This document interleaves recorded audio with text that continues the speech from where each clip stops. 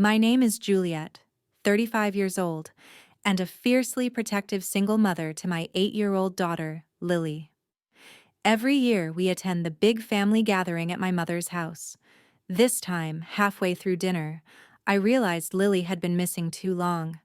I found her sobbing in the upstairs bathroom, her beautiful long blonde hair completely shaved off. My sister Samantha stood there filming, laughing loudly. "It's just a joke," she snickered. In that moment, something in me snapped completely. Being a single mother to Lily has been my greatest joy and biggest challenge over the past 5 years since my divorce from Kevin. Our separation wasn't easy, but we've built a stable, loving home despite his minimal involvement. Lily is such a sensitive, artistic soul. She loved drawing ballet and had been growing her gorgeous blonde hair since she was 4. That hair became her trademark, her confidence, something she'd flip over her shoulder when she felt proud or twirl when she was thinking. It cascaded down her back like sunshine, and she beamed whenever someone complimented it. My relationship with my younger sister Samantha has been complicated since we were children. 3 years my junior at 32, Samantha had always lived in a strange state of both admiring and resenting me. Growing up, she would borrow my clothes without asking, copy my hairstyles, and date boys I had previously shown interest in.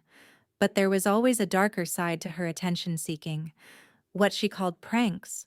Most people would call cruelty. When I was 16, she cut holes in my prom dress the night before the dance. At 20, she told my college boyfriend lies about me cheating, causing our breakup. Even at my wedding, she managed to spill red wine on my dress during photos, claiming it was an accident while barely hiding her smile. Each time, our mother, Margaret, would minimize her behavior. "You're overreacting," Mom would say. "Samantha is just playing around. You know she loves you." My father, Thomas, generally stayed silent during these confrontations, unwilling to get between his wife and daughters. That dynamic hadn't changed in 30 years. Since Lily was born, I'd been increasingly reluctant to bring her to family gatherings, but I always relented, believing family connections were important for her. Despite everything, I wanted Lily to know her grandparents, her aunt, and her cousins, Zach and Abby, who were 10 and 7. The night before this particular gathering, I spent an hour carefully braiding Lily's hair into an intricate pattern she'd spotted in a magazine. She sat patiently on her little purple stool, chattering about how excited she was to show her cousins her new braids and the friendship bracelets she'd made them. "Do you think Aunt Samantha will like my hair too?" she asked innocently. I hesitated, remembering how at last year's Thanksgiving, Samantha had accidentally spilled cranberry sauce that stained Lily's favorite white holiday dress. Or how at Christmas, she'd given Zach and Abby expensive gaming systems while handing Lily a coloring book, watching for my reaction with thinly veiled satisfaction. "I'm sure everyone will think you look beautiful," I told Lily, avoiding a direct answer. "Just remember what we talked about. If anyone says or does something that makes you uncomfortable, you come find me right away." "Okay. Okay, Mommy." She nodded seriously. "But I'm sure it'll be fun." Zach promised to show me his new treehouse.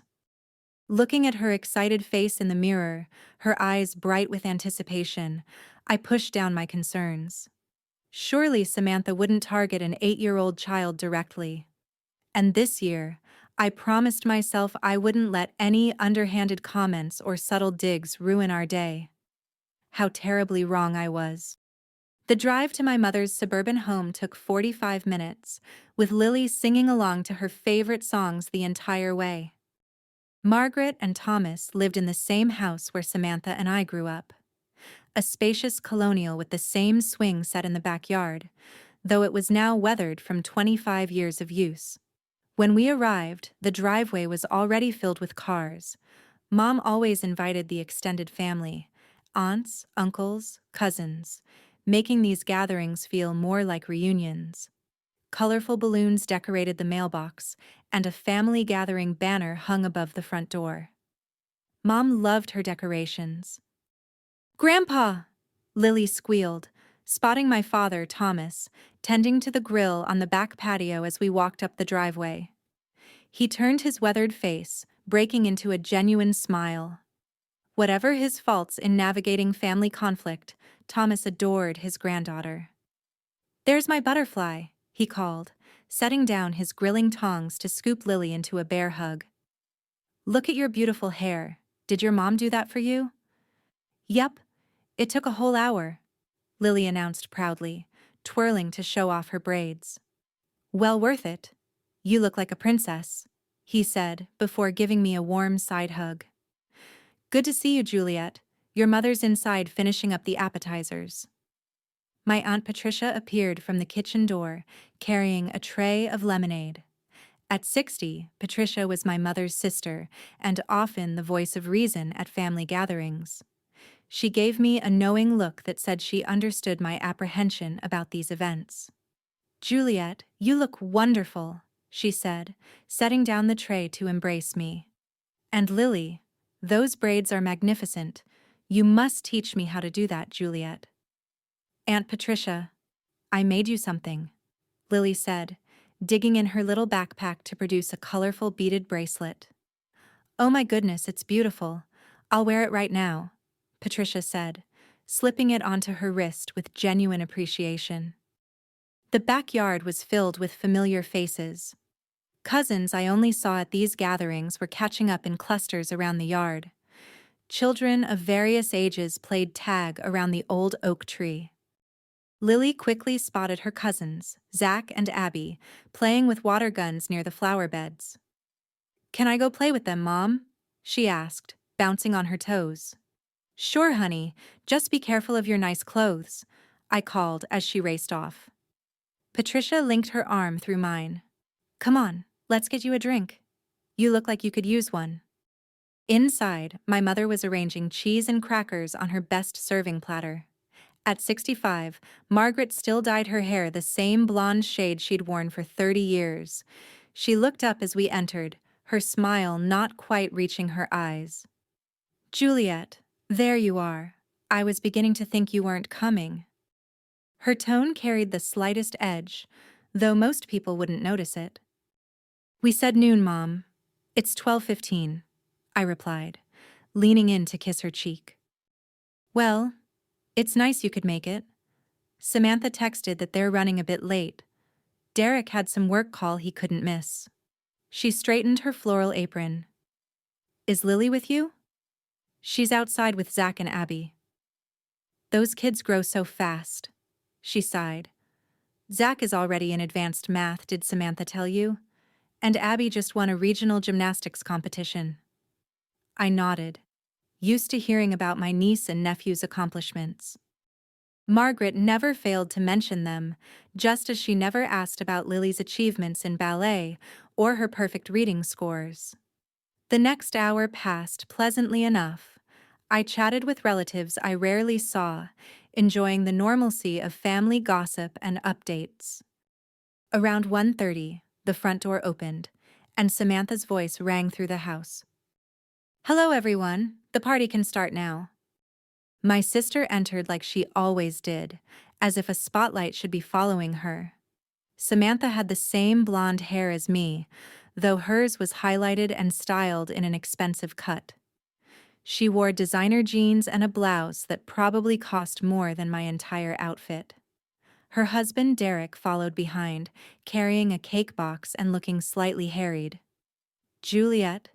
Samantha nodded coolly as she spotted me, air kissing near my cheek. "Love the dress. Is it new?" The question was innocent, but I knew the implication. Was it from a discount store? "Good to see you, Samantha," I replied, ignoring the question. "Hi, Derek." Derek, a quiet accountant who seemed perpetually surprised to find himself married to someone as domineering as Samantha, gave me an awkward smile. "Juliet, good to see you. Where can I put this cake?"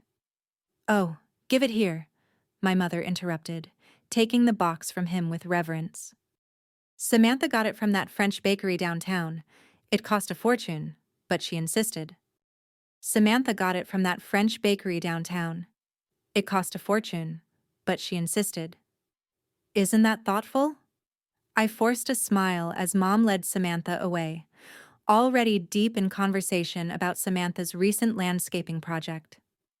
Derek excused himself to get a beer, leaving me with Aunt Patricia.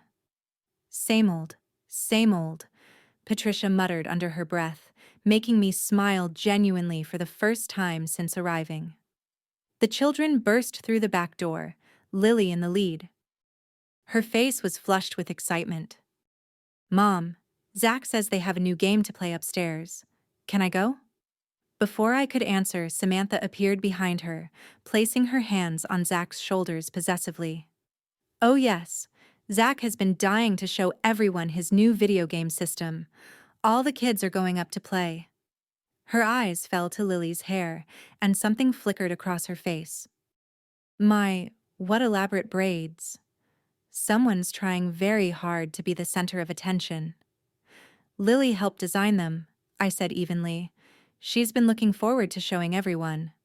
I'm sure she has, Samantha replied with a tight smile. Well, go on up, kids. Abby can show you the way, Lily. Is it okay? Hey, Mom, Lily asked again. Part of me wanted to say no, to keep her by my side. But with other relatives watching, I didn't want to seem paranoid or overprotective. And I truly did want Lily to bond with her cousins. Sure, honey, have fun. I watched her skip away with the other children. Samantha's gaze followed her with an expression I couldn't quite read. For the next half hour, I relaxed slightly, joining in conversations about politics, recent movies, and family news. Thomas was telling a story about his fishing trip when I noticed Samantha slipping away from the group and heading toward the stairs. A small knot of unease formed in my stomach, but I told myself she was probably just checking on the children. I should have listened to my instincts. As the afternoon progressed, I realized something felt off. The house was unusually quiet for having 8 children upstairs. Normally, you could hear the pounding of feet, laughter, or occasional arguments, but there was almost nothing beyond the muffled sound of a video game. I was helping Aunt Patricia arrange dessert plates when she mentioned something that made my stomach tighten. Did Samantha show you what she bought yesterday? Electric hair clippers, of all things. Said she was going to give Derek a haircut at home to save money. Patricia shook her head. Strange, considering she spent $200 on that cake. Never known Samantha to be frugal. My hands stilled on the plates. Hair clippers. Brand new ones. I saw them in her purse when she was looking for her phone. Patricia gave me a curious look. You okay, Juliet? You've gone pale. I'm fine, I said automatically, though my mind was racing. Just realized Lily's been upstairs a while. I should check on her. Patricia nodded. Good idea. Something's been odd about Samantha today. More tense than usual. As I moved toward the stairs, my cousin Rachel stopped me. Have you heard about Samantha's job situation? She asked in a low voice. What situation? Rachel looked surprised. Oh, I thought you knew. She was let go from the marketing firm last month. Something about misusing company funds. Your mom's been telling everyone not to mention it. This was news to me. Samantha had been bragging about a promotion at her prestigious marketing job just weeks ago on social media. If she'd been fired, especially for something like misappropriation, that would explain her tense behavior and Derek's discomfort. My phone buzzed with several text notifications from friends, but I ignored them, suddenly anxious to find Lily. As I passed through the living room, I overheard my mother speaking in hushed tones to Uncle Bill. Samantha's just going through a rough patch. That company didn't appreciate her talents anyway. She's already got several interviews lined up with better firms. Uncle Bill looked skeptical. Margaret, embezzlement allegations aren't just a rough patch. Has she spoken to a lawyer?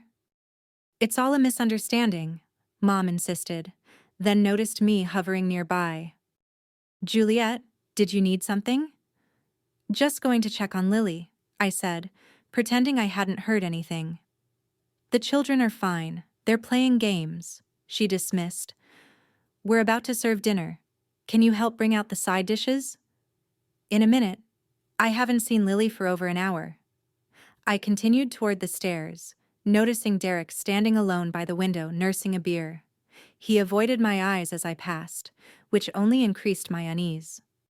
Upstairs, the hallway was strangely quiet, except for the sound of a video game coming from Zach's room. I peeked in to see several children gathered around the TV, but no Lily. Have you seen Lily? I asked. My 10-year-old nephew barely looked up from his controller. I don't know. Maybe with Abby. Something about his evasive answer rang alarm bells. I checked the guest bedroom where the girls sometimes played with dolls. Empty. My old bedroom, now a home office. Nothing.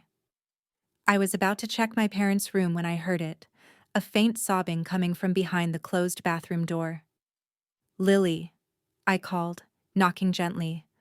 Are you in there, honey? The sobbing abruptly stopped, followed by a sniffling sound.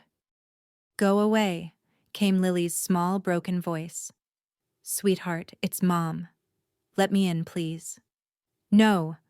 Her voice was panicked. I don't want you to see. My heart began pounding faster. Lily, open the door right now or I'll have Grandpa get the key. What seems to be the problem? Samantha's voice came from behind me, making me jump. She was leaning against the wall phone, in hand, looking oddly pleased with herself. Lily's upset about something I said truthfully. What happened? Oh, kids and their dramatics. Samantha waved dismissively. She's fine. At that moment, Abby emerged from Zach's room, looking guilty. Aunt Juliet, she began, but Samantha cut her off. Abby, go downstairs and tell Grandma we'll be down shortly. Samantha instructed sharply. Something was very wrong. I turned back to the door. Lily, I'm coming in right now. My voice left no room for argument. After a moment, I heard the click of the lock. I pushed the door open and froze in absolute horror. My beautiful daughter stood trembling in the middle of the bathroom floor, her head completely shaved. Patches of uneven stubble remained where the clippers had missed spots. Chunks of her long blonde hair lay scattered across the tile like fallen battle flags. Her red, swollen eyes met mine with such shame and devastation that I felt physically ill. Mommy, she whispered, then burst into fresh tears. I rushed to her, dropping to my knees to hold her shaking body. Oh my God, Lily, what happened? Who did this to you? Behind me, Samantha let out a laugh. Don't be so dramatic, Juliet, it's just hair. It'll grow back.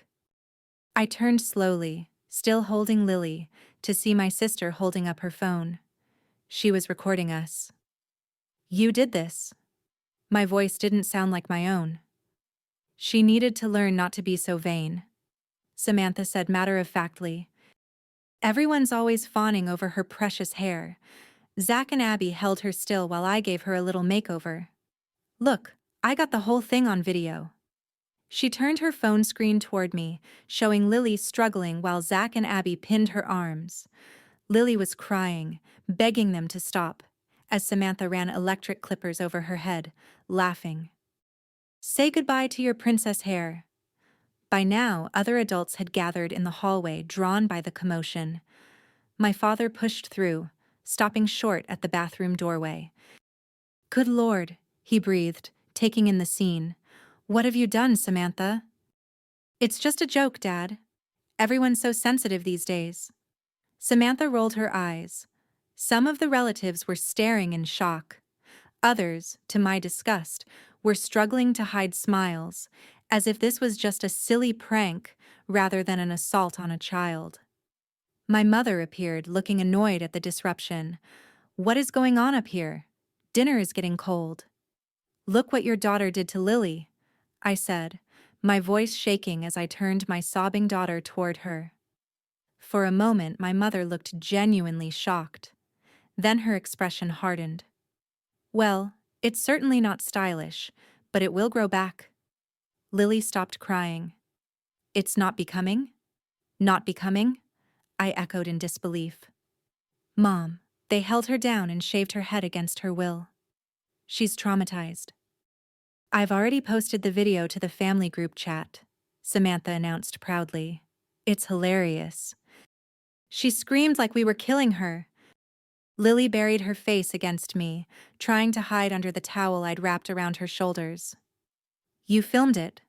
My father asked incredulously. Of course. The look on her face was priceless. Samantha smirked, then addressed Lily directly. Maybe now people will notice something about you besides your hair.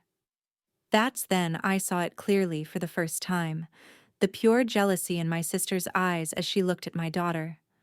The same look she'd given me throughout our childhood whenever I received attention or praise. But this time, she had targeted an innocent child.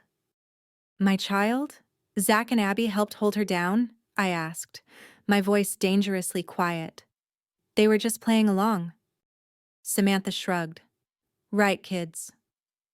From the doorway, Zach and Abby looked uncertain, finally sensing they'd crossed a line. Abby had tears in her eyes.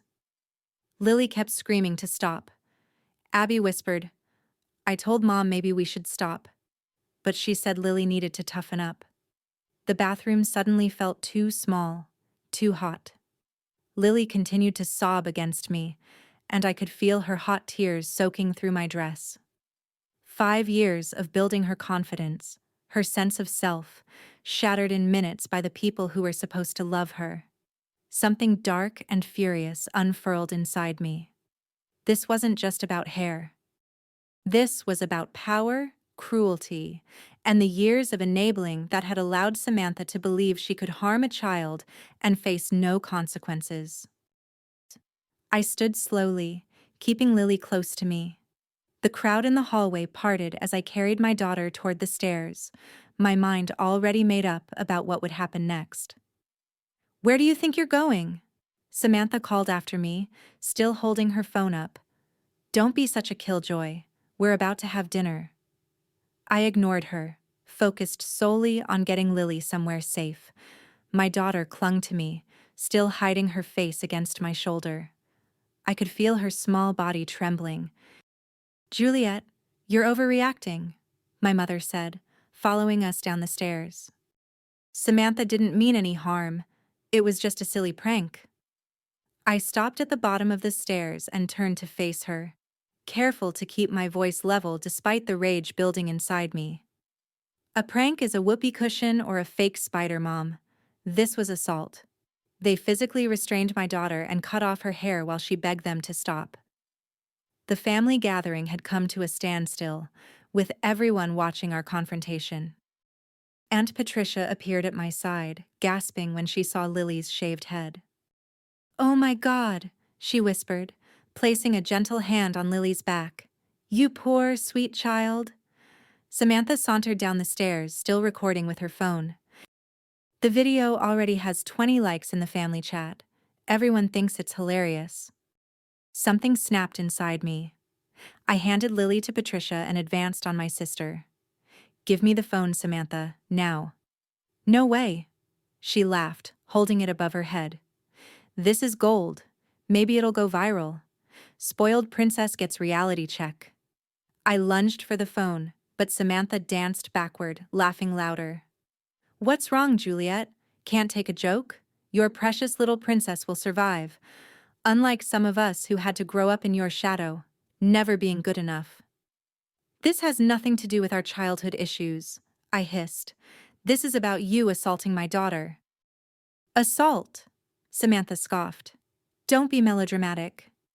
It's a haircut that she didn't want or consent to. You held her down while she screamed and begged you to stop. Samantha's eyes narrowed. Maybe you should teach her to be less attached to her appearance. The way everyone fawns over her hair is ridiculous. She needs to learn the world doesn't revolve around her. My mother stepped between us. That's enough, both of you. You're ruining the gathering. Juliet, take Lily to the powder room and help her clean up. Samantha, put the phone away. We're going to sit down and have a nice family dinner like civilized people. I stared at my mother in disbelief. You think we're staying for dinner after this? Don't be ridiculous, Mom snapped. Of course you're staying. I've been cooking all day. Behind her, Samantha was showing the video to some of our cousins who were struggling to hide their smirks. The sight of them laughing at my daughter's trauma was the final straw. Take her outside, I told Aunt Patricia, nodding toward Lily. I'll get our things. As Patricia guided my still sobbing daughter toward the front door, I turned back to Samantha. She was still gloating, showing the video to Uncle Bill, who was shaking his head in disapproval. See how she screams here? Total drama queen, Samantha was saying. I crossed the room in 3 quick strides and did something I'd never done before in my 35 years. I slapped my sister hard across the face, knocking the phone from her hand. The room went deadly silent. Samantha's hand flew to her cheek, her eyes wide with shock. For a brief, satisfying moment, she looked genuinely afraid. You crazy woman, she gasped. If you ever come near my daughter again, I said, my voice low and steady. If you ever post or share that video, I will press charges for assault on a minor. I will get a restraining order, and I will make sure everyone knows exactly what kind of person you are. I picked up her phone from where it had fallen and deleted the video before tossing it back to her. You can't delete it, she said smugly, recovering quickly. I already saved it to the cloud. Then enjoy explaining to the police how you uploaded evidence of yourself assaulting a child, I replied coldly. My mother rushed to Samantha's side, examining her cheek as if she'd been gravely injured. How dare you hit your sister in my house, after everything we've done for you and that child? What exactly have you done for Lily, Mom? Besides ignore her, belittle her, and now defend someone who assaulted her. Don't be so self-righteous, Mom snapped. This is why no one wanted you to bring that bastard child into this family in the first place. She's been nothing but a source of drama since the day you announced your pregnancy. The room fell silent again, this time with the uncomfortable tension of a long-held family secret accidentally revealed. My father stepped forward, his face ashen. Margaret, that's enough, he said quietly. But the damage was done. I felt like I'd been punched in the stomach. What did you just say about my daughter? My mother's eyes widened, realizing her mistake. But her pride wouldn't let her back down. You heard me. We all know Kevin had doubts about her paternity. Why do you think he's barely involved? But we accepted her anyway, despite the embarrassment to this family. I was speechless. Kevin and I had been married when Lily was conceived. There had never been any question of her paternity, at least not from him. This was a lie my mother had apparently been nurturing for years, using it to justify her emotional distance from her granddaughter. Mom, that's not true, Samantha said, looking uncomfortable for the first time. Even she seemed shocked by this revelation. Kevin never said that. He certainly implied it to me, Mom insisted. Why else would he abandon them? He didn't abandon us, I said, finding my voice at last. We divorced because we grew apart. He sees Lily every other weekend, you know that. Not for the past 6 months, he hasn't. Mom countered, convenient that you leave that out. It was true that Kevin had moved to Seattle for work 6 months ago, making his regular visits impossible. We'd been managing with video calls and plans for summer visits. But Mom had twisted this normal co-parenting challenge into something ugly and false. I don't know what lies you've been telling yourself, I said coldly. But Lily is Kevin's daughter. And even if she weren't, she's my daughter. She's your granddaughter. And you've just shown that you don't deserve to be in her life. I turned to leave, but Samantha blocked my path. The smug look had returned to her face. So righteous, she sneered. Saint Juliet, always the victim. But we all know the truth now, don't we? No wonder you're so protective of her. Guilty conscience? I looked at my sister, really looked at her, and felt nothing but pity. You're so eaten up with jealousy and bitterness that you assaulted an 8-year-old child. What does that say about you, Samantha? It says I'm not afraid to take what I want, she shot back. Unlike you, hiding behind your daughter because your own life is empty and pathetic. My father finally stepped between us. That's enough, Samantha. Juliet, take Lily home. We'll talk when things have calmed down. Aunt Patricia appeared in the doorway. Lily's in your car, she told me quietly. I'll get her backpack. As I gathered our things, I could hear my mother and Samantha arguing in heated whispers. Derek stood awkwardly nearby, looking like he wanted to disappear. I'm sorry, he said quietly as I passed him. I didn't know she was going to do that. I would have stopped it. I paused, studying his face. He seemed genuinely remorseful. But you knew she bought the clippers. You knew something was planned. He looked away, confirming my suspicion. I thought it was for me. She said she was going to give me a haircut to save money since... He trailed off. Since she lost her job.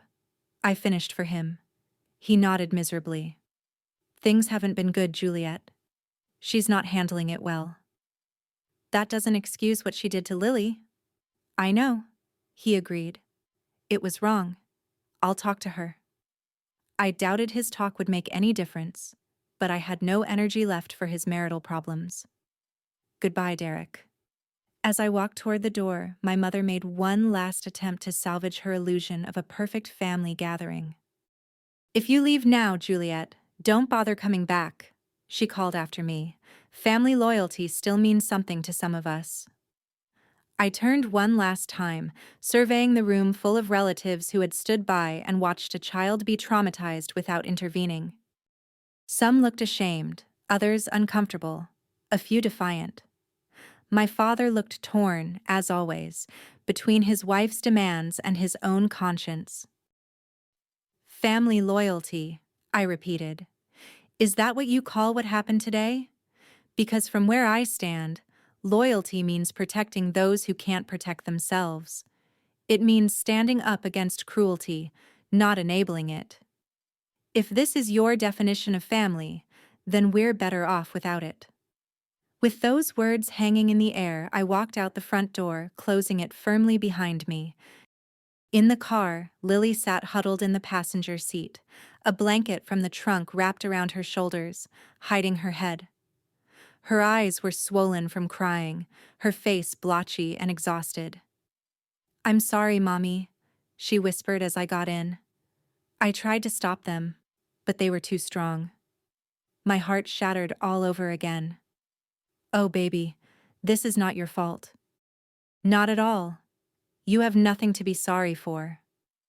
As I pulled out of the driveway, I could see my mother and Samantha watching from the front window. For the first time in my life, I felt nothing but cold determination as I drove away from my childhood home. The time for appeasing toxic family members was over. Now, my only focus was healing my daughter and making sure those responsible faced consequences. The drive home was quiet except for Lily's occasional sniffles. She kept the blanket wrapped tightly around her head, refusing to look out the windows when we stopped at traffic lights.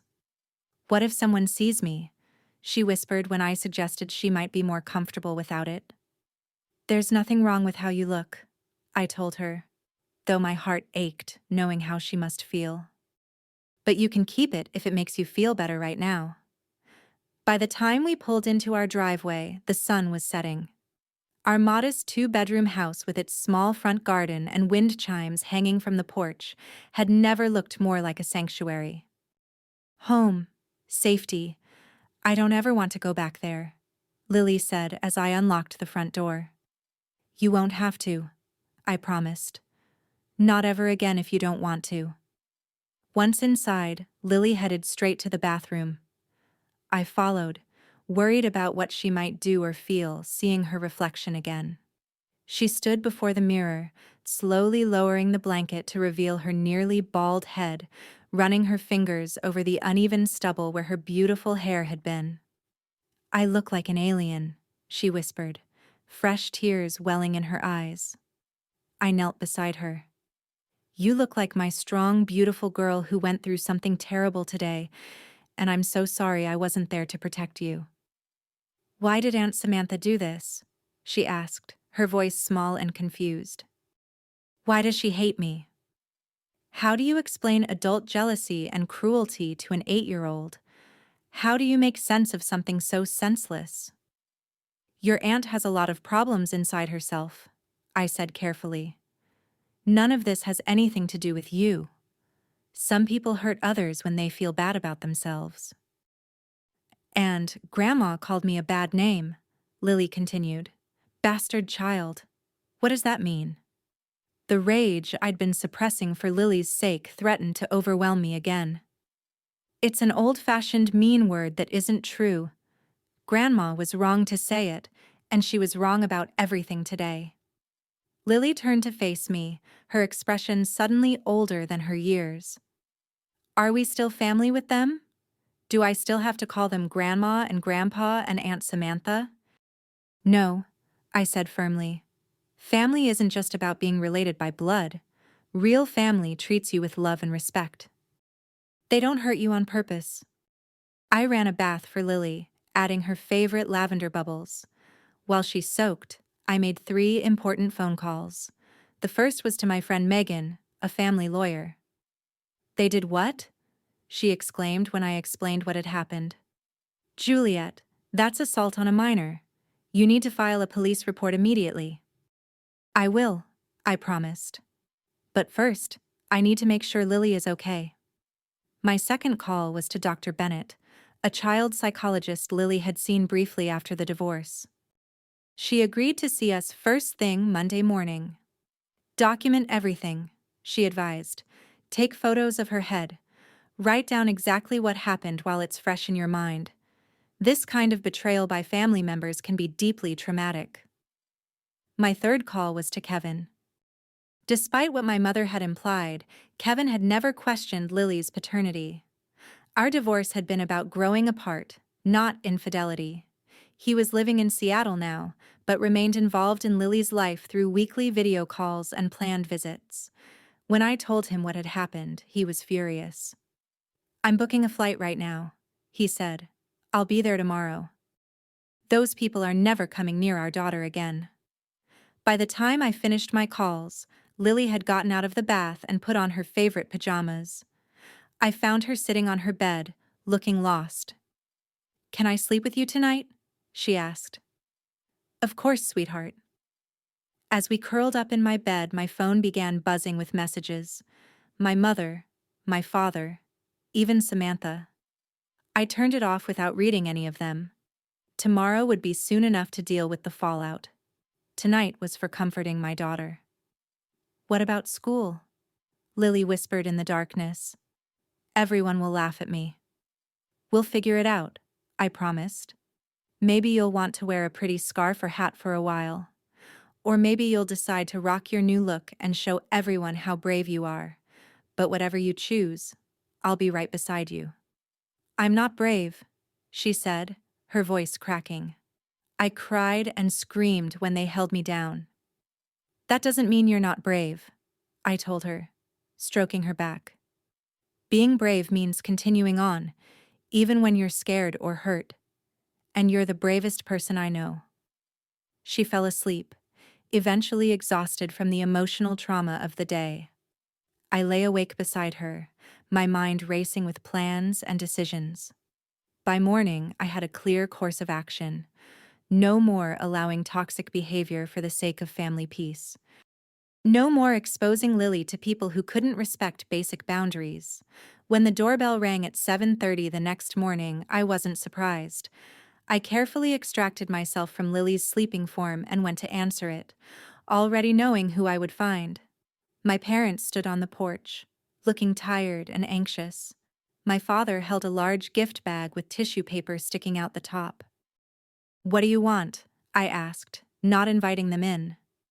We need to talk, my mother said, her tone less commanding than usual.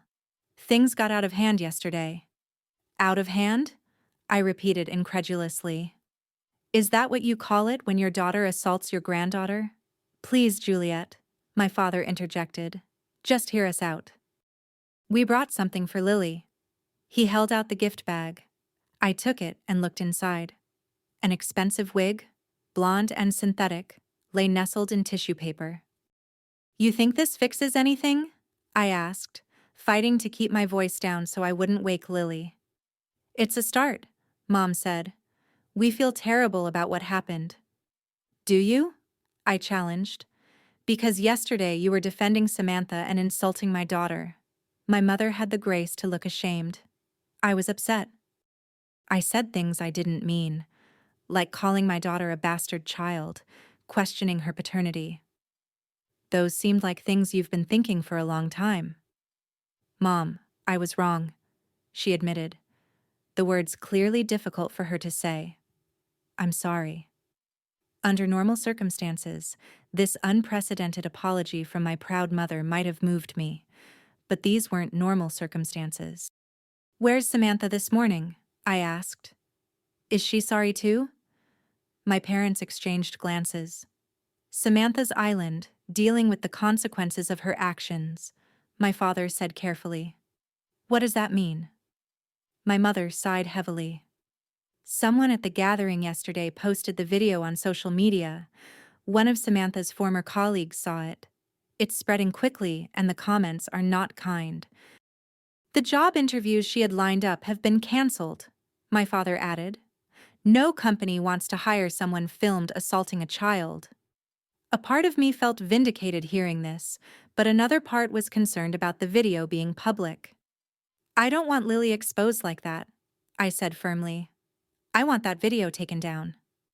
We're trying, Mom assured me, but it's already been shared hundreds of times. Samantha is devastated. Samantha is devastated? I repeated, my voice rising despite myself. What about Lily? What about the child who was held down and violated by people she trusted? We know, my father said softly. We know she's the real victim here. That's why we've come. Samantha needs help, Juliet. Professional help. But she also needs family. And there it was, the real reason for their early morning visit. Not primarily concern for Lily, but damage control for Samantha. What exactly are you asking me to do? I asked, already knowing the answer. Make a statement, my mother said. Say it was a family misunderstanding that got out of hand. Say you don't want this affecting Samantha's career. I stared at them momentarily, speechless. You want me to publicly forgive Samantha to help her escape consequences for what she did to Lily? She's your sister, my mother pleaded. Despite everything, she's family. She held down my child and shaved her head while filming her terror for entertainment. I said slowly, making sure each word was clear. And you want me to help her? Please, Juliet, my father said. Samantha made a terrible mistake, but this social media backlash could ruin her life. I looked at my parents properly, then at my mother's manipulative desperation, at my father's conflict between doing what was right and keeping peace. I had spent my entire life trying to please these people, excusing Samantha's pranks, accepting my mother's favoritism, and enduring countless small cruelties for the sake of family harmony, but watching them stand on my porch, more concerned about Samantha's reputation than Lily's trauma, something fundamental shifted inside me. The last threads of obligation snapped clean. I'm not going to help Samantha avoid consequences, I said firmly. In fact, I'm filing a police report today, and I'm consulting with a lawyer about a restraining order. You would send your own sister to jail over a haircut. I would hold an adult accountable for assaulting a child. The fact that she's my sister makes it worse, not better. Think of what this will do to the family, she insisted. I am thinking of family, I replied. My family. Lily, the person who matters most to me in this world. We're your family too, my father said quietly. I felt a wave of sadness then, not for myself, but for what might have been. For the supportive family I'd always wanted and never had. You made your choice yesterday, I told them. When you defended Samantha instead of protecting Lily, you made your choice very clear. We're trying to make it right, my mother insisted. No, you're trying to fix things for Samantha. There's a difference. I handed the gift bag back to my father. Lily doesn't need a wig. She needs family who will love and protect her. If you ever decide you want to be those people, we can talk again. Until then, please leave us alone. I closed the door gently but firmly, leaning against it as I heard them talking in low, urgent voices on the porch before finally leaving.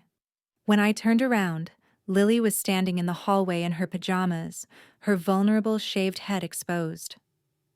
"Was that Grandma and Grandpa?" she asked. "Yes," I admitted, not wanting to lie to her. "They brought you a present, but I sent them away. I hope that's okay." She nodded solemnly. "I don't want their presents. I just don't want to feel scared anymore." I crossed the room and gathered her into my arms. "You won't have to, baby. Things are going to be different now. I promise." As I held her, I knew that promise wasn't just empty words. Something had truly broken yesterday. Not just between Lily and her extended family, but within me. The endless cycle of appeasing toxicity for the sake of family peace was over.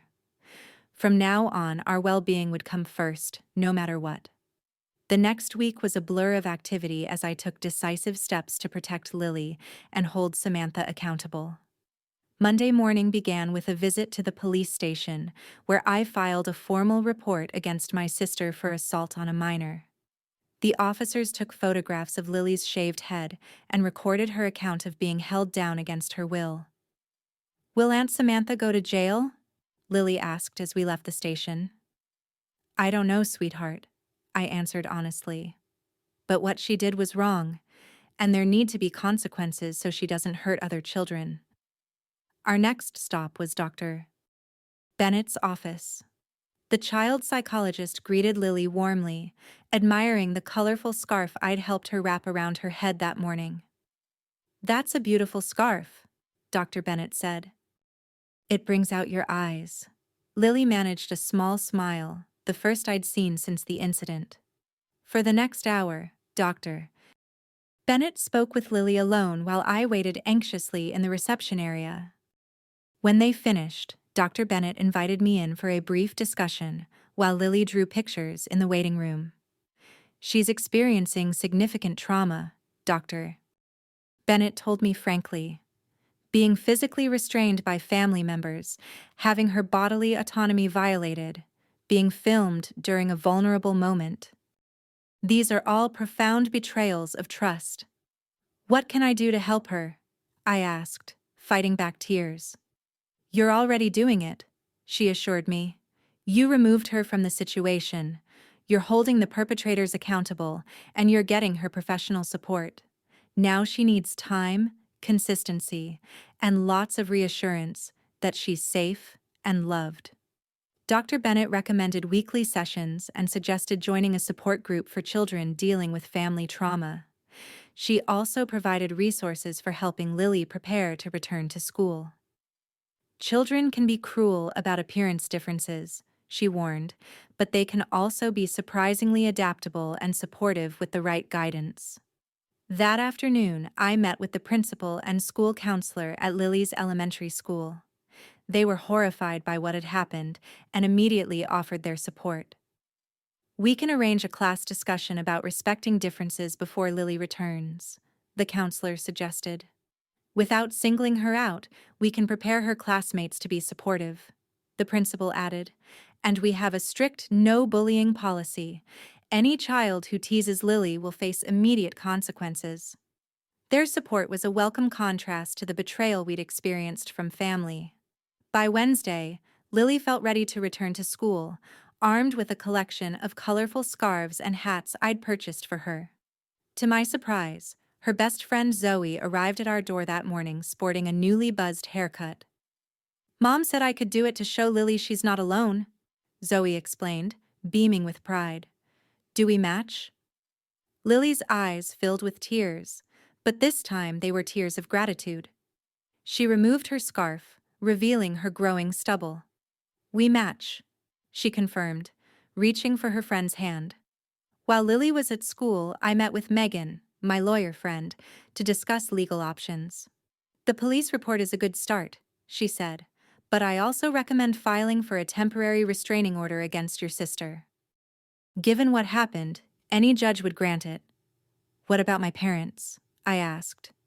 "They seem more concerned about protecting Samantha than supporting Lily."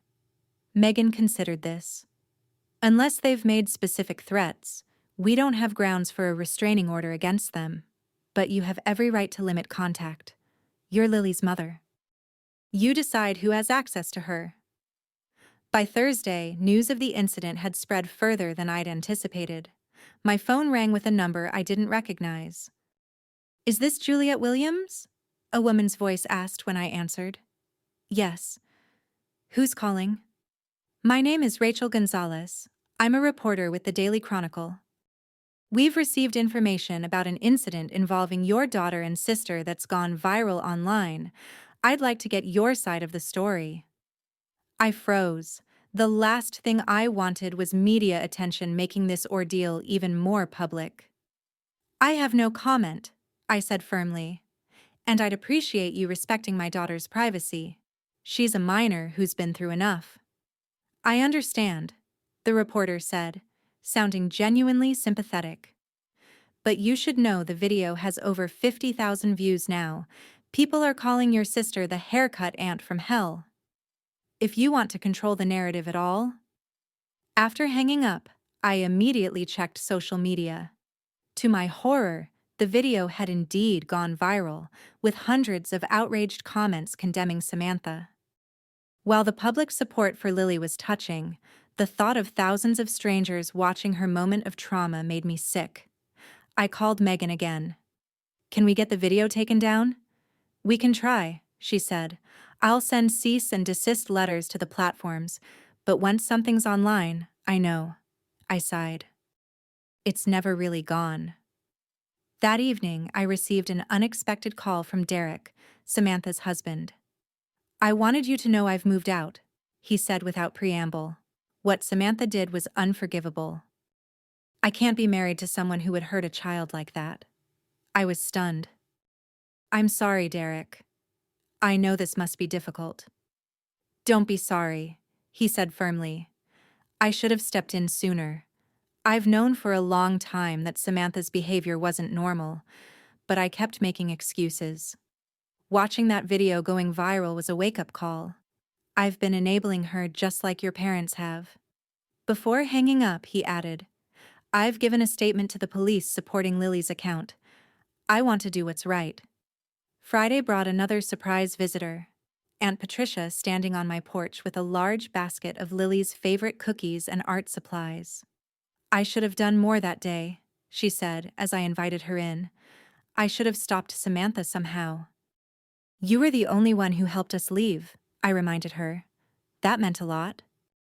Patricia shook her head sadly. "It wasn't enough.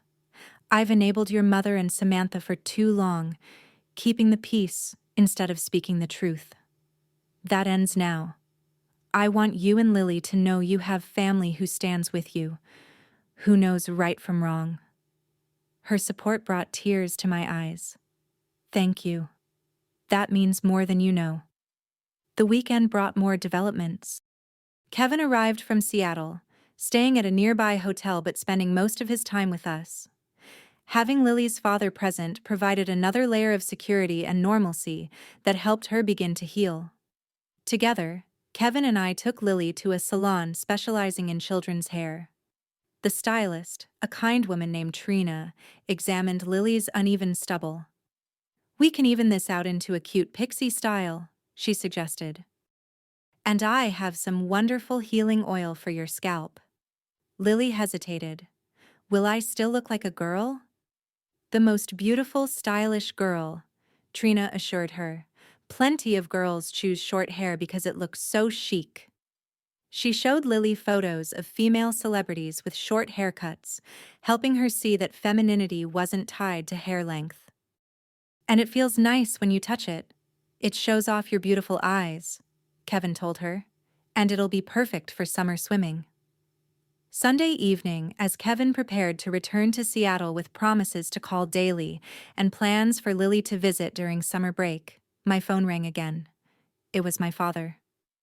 "Juliet," he said, his voice sounding older and more tired than I'd ever heard it. "I need to talk to you. Not about Samantha. About me. About the ways I've failed you and Lily." The vulnerability in his voice caught me off guard. "Dad, I've spent my life avoiding conflict, telling myself I was keeping the peace when really I was just being a coward," he continued.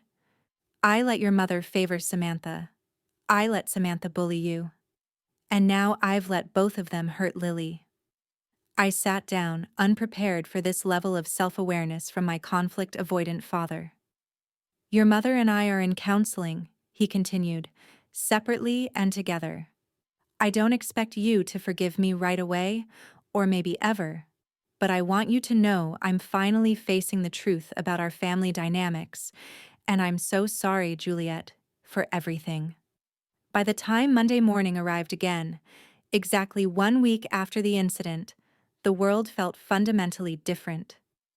As I helped Lily prepare for school, adjusting her favorite beret over her new pixie cut, I realized we both stood taller. The path ahead wouldn't be easy. There would be court dates, therapy sessions, difficult conversations, and undoubtedly more family drama.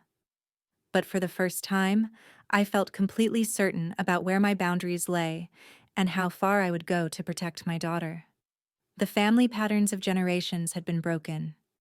Painfully, but definitively. And from that break, something healthier was already beginning to grow. 3 months passed, bringing summer warmth and new beginnings. Lily's hair had grown into a stylish shortcut that she'd decided to keep, even though it was now long enough for her previous style if she'd wanted it. "I like being able to feel the breeze on my neck," she told me one afternoon as we sat on our back porch swing, "and I don't have to spend forever brushing it." The physical healing had come quickly. The emotional healing took longer, with weekly therapy sessions for both Lily and myself. Dr. Bennett had helped Lily process her feelings of betrayal and vulnerability, while my own therapist, Dr. Monroe, helped me work through the complicated grief of setting boundaries with toxic family members. Grief I had questioned during an early session, but nobody died.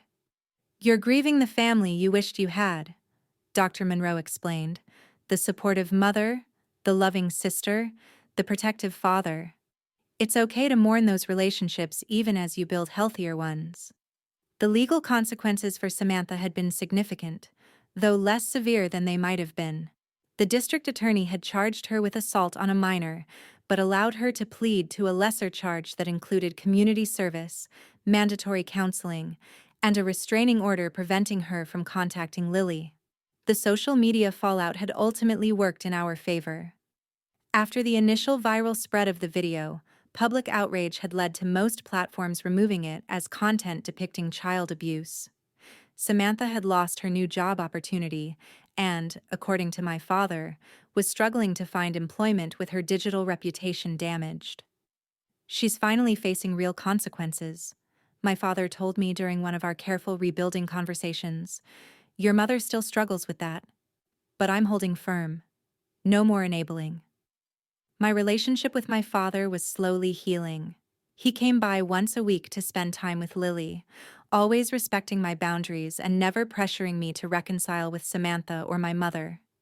He brought small, thoughtful gifts, flowers for me, art supplies for Lily, and listened more than he spoke. "I've missed so much by being passive," he admitted one evening as he prepared to leave after dinner. "I don't want to miss any more."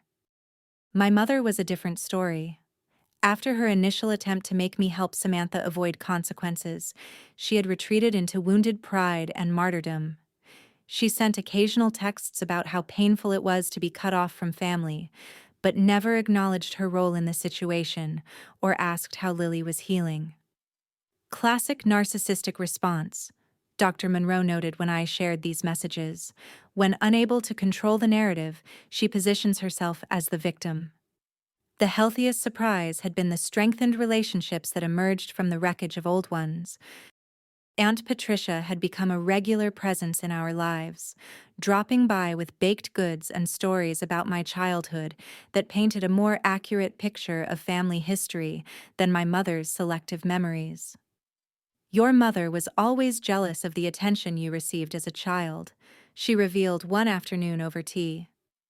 You were outgoing and naturally charming. People gravitated to you. Margaret wanted that kind of easy charisma but never had it. So she focused all her energy on Samantha instead. That doesn't excuse what they did to Lily, I said. Nothing excuses that. Patricia agreed firmly. I'm just helping you understand the broken patterns so you don't repeat them. Kevin had also become more present in Lily's life, scheduling regular video calls and planning his work trips to include visits. The trauma had reminded him how precious and fleeting childhood was, and he was determined not to miss any more of it than necessary. The most profound healing, though, had been in Lily herself.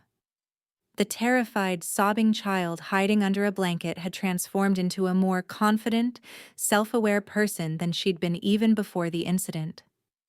2 months after the family gathering, Lily had asked to give a presentation to her class about bullying and resilience. Her teacher, Miss Rivera, had enthusiastically supported the idea, helping Lily create a thoughtful, age-appropriate talk about standing up to mistreatment and the importance of bodily autonomy. Even if someone is family, Lily told her classmates, they don't have the right to touch you or hurt you. And if someone does hurt you, telling is not tattling, it's protecting yourself. Watching her speak with such clarity and conviction had brought tears to my eyes. Out of such cruelty had come this unexpected gift. Her early understanding of boundaries and self-worth, lessons many adults still struggled to learn. Instead of attending the traditional summer family reunion at my parents' house, we created new traditions.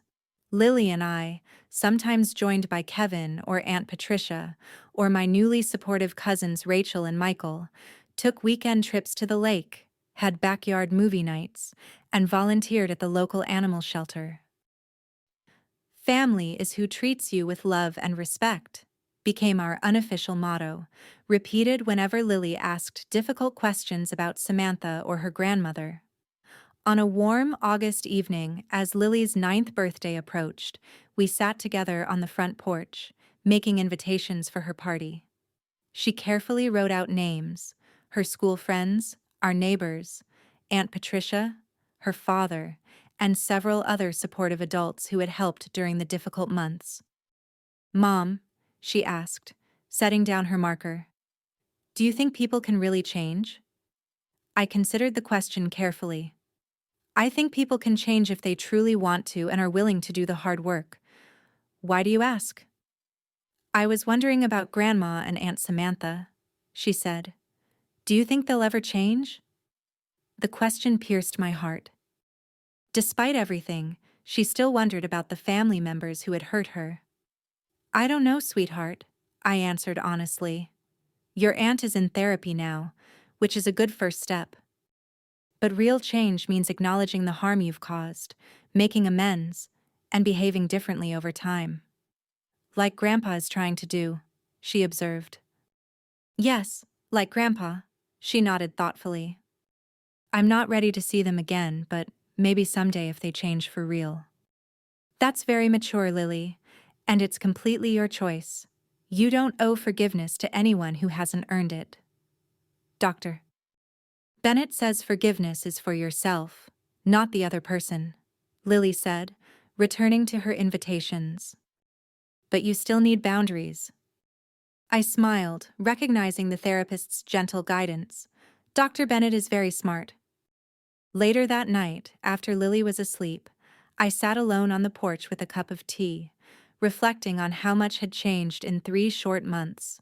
The pain wasn't gone. The betrayal still stung, and I still had moments of rage when remembering Lily's sobs. But those feelings no longer controlled me. Instead, They had transformed into determination to build a healthier life for both of us. My phone buzzed with a text from my father. Margaret agreed to start individual therapy tomorrow. Real progress. Thinking of you both. It was a small step, but perhaps a meaningful one. I wasn't holding my breath for a miraculous transformation, but I was cautiously hopeful that some healing might eventually be possible. The journey wasn't over. There would be more difficult days, more healing to do, more boundaries to maintain. But we were on a new path now, one built on truth rather than pretense, on genuine love rather than obligation. And that made all the difference. As the summer stars appeared above our little house, I made a silent promise to myself and to Lily.